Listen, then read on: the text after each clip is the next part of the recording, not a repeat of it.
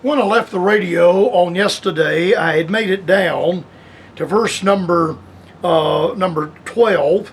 And if one prevail against him, two shall withstand him, and a threefold cord is not quickly broken. All of this is said in the light of the tragedy where Solomon says back in verse number 8, there is one alone.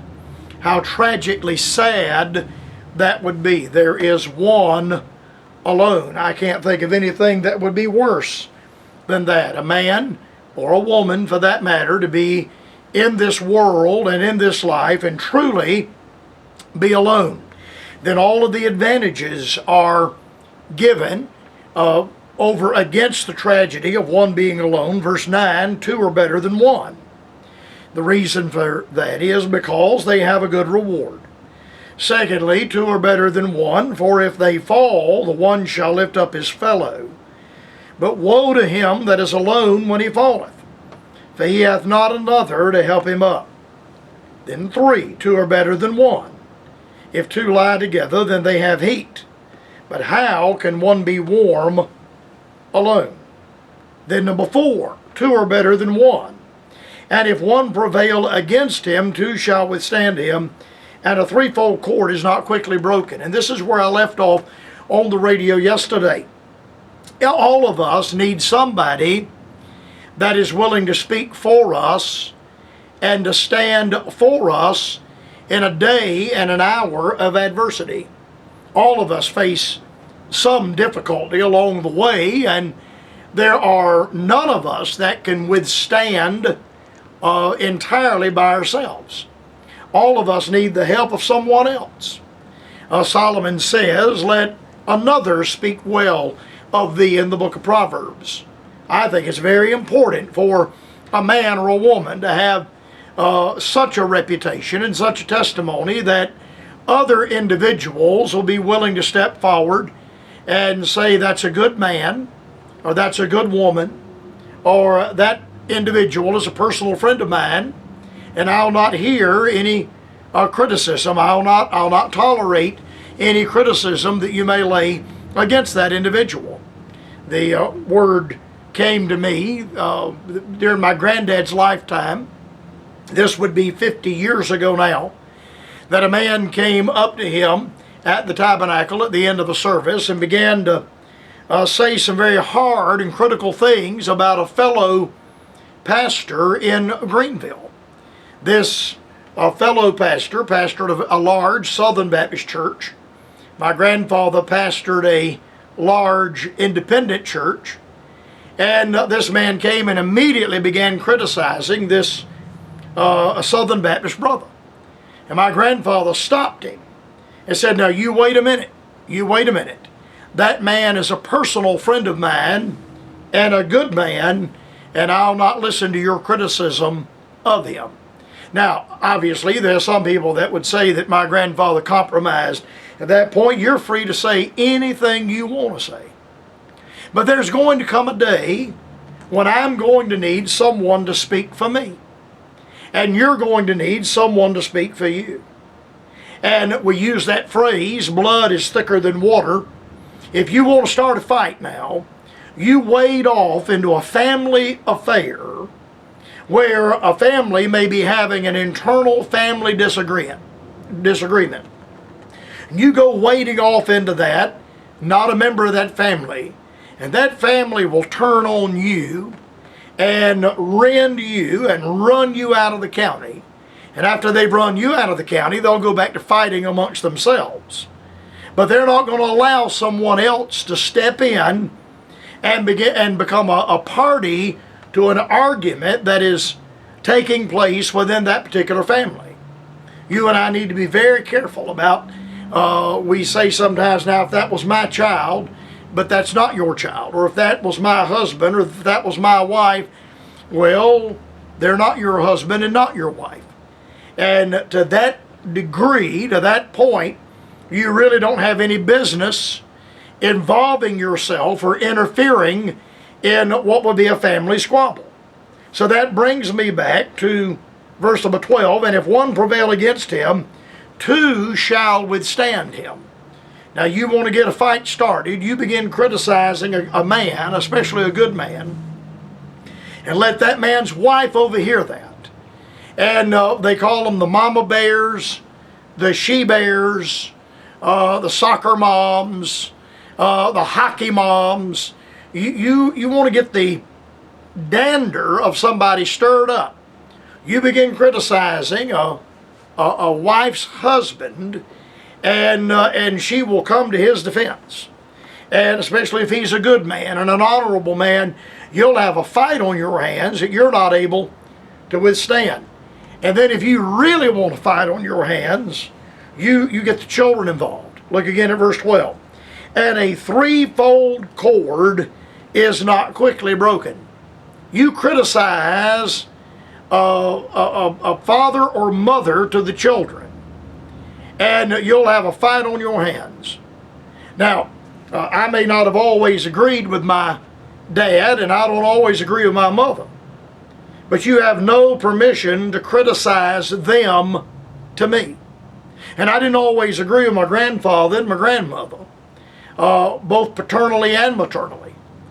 But now if you want to get a fight started, you criticize my granddaddy Andy Carper and my grandmother Retha Carper, or you criticize my grandfather Harold Seitler, or my grandmother Helen Seitler, and I won't let you say a cross word about them until the water gets hot. I'll run you out of my presence. I don't want to hear it. You're not going to criticize them, not in my presence. And you're not going to criticize my mother who is alive, and you're not going to criticize my dad who is now departed. A threefold cord is not quickly broken. This statement is made in the light of the tragic statement of verse number 8. There is one alone, and there is not a second. I can't think of anything any worse than that. I can't think of anything any more sad than that. What a terrible travesty that would be. And compared to a man being alone, or a woman being alone and living out their life and having no offspring, having no children, is this wonderful promise that is made. If one prevail against him, two shall withstand him, and a threefold cord is not quickly broken. How wonderful it is to have children and grandchildren, to have offspring, to have family and lineage that will come to your defense and come to your aid, that will rally to your side, that will stand in defense of you, as opposed to a man being utterly alone. There is one alone, and there is not a second. Yea, he hath neither child nor brother, yet is there no end of all his labor. How tragic that is, when Solomon says two are better than one, and then he begins to lay out all of the reasons why two are better than one. Two are better than one because they have a good reward of their labor. Two are better than one because if they fall, the one will lift up his fellow. Two are better than one because if they lie together, they have heat. Two are better than one because if one prevail against him, two shall withstand him.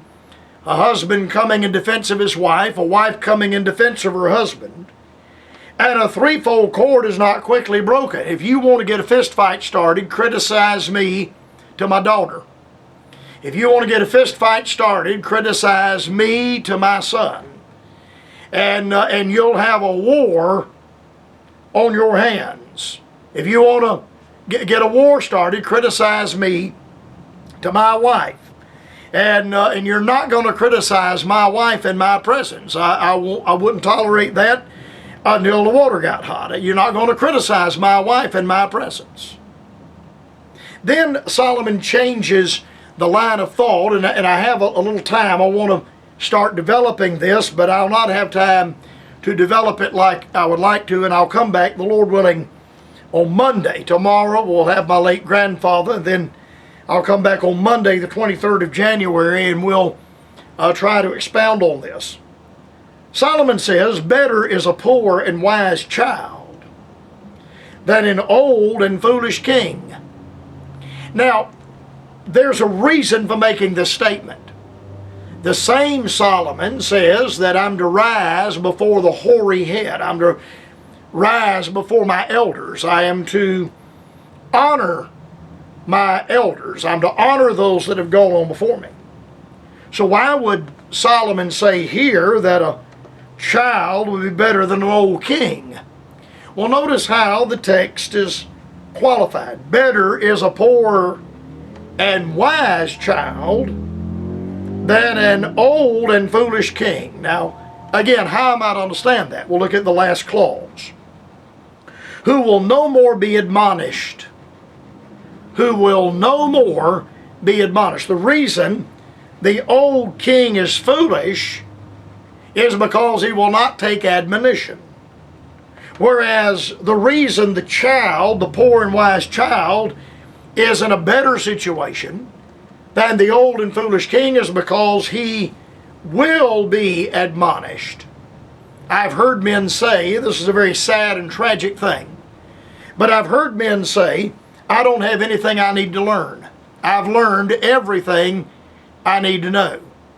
Now, if that's the case, then you need to stop praying, because there's no need for you to ask God for wisdom. If any of you lack wisdom, let him ask of God, who giveth to all men liberally and upbraideth not. If there's nothing you need to learn, then stop reading your Bible. If you know everything you need to know, why would you bother reading the Bible? If you know everything you need to know, why would you take counsel and advice from other individuals? The same Solomon that wrote Ecclesiastes, and I've quoted this many times, states, in the multitude of counselors there is safety.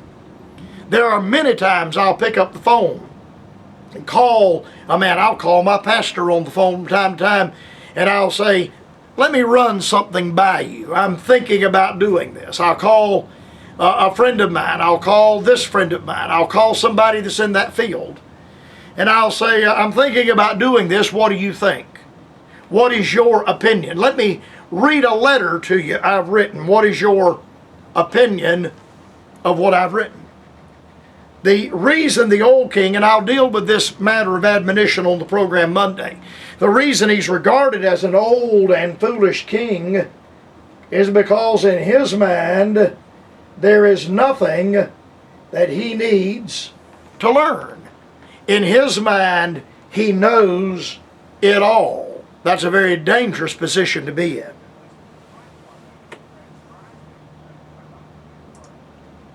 Website at thebrightspothour.com. Write Dr. Carver at Post Office Box 4.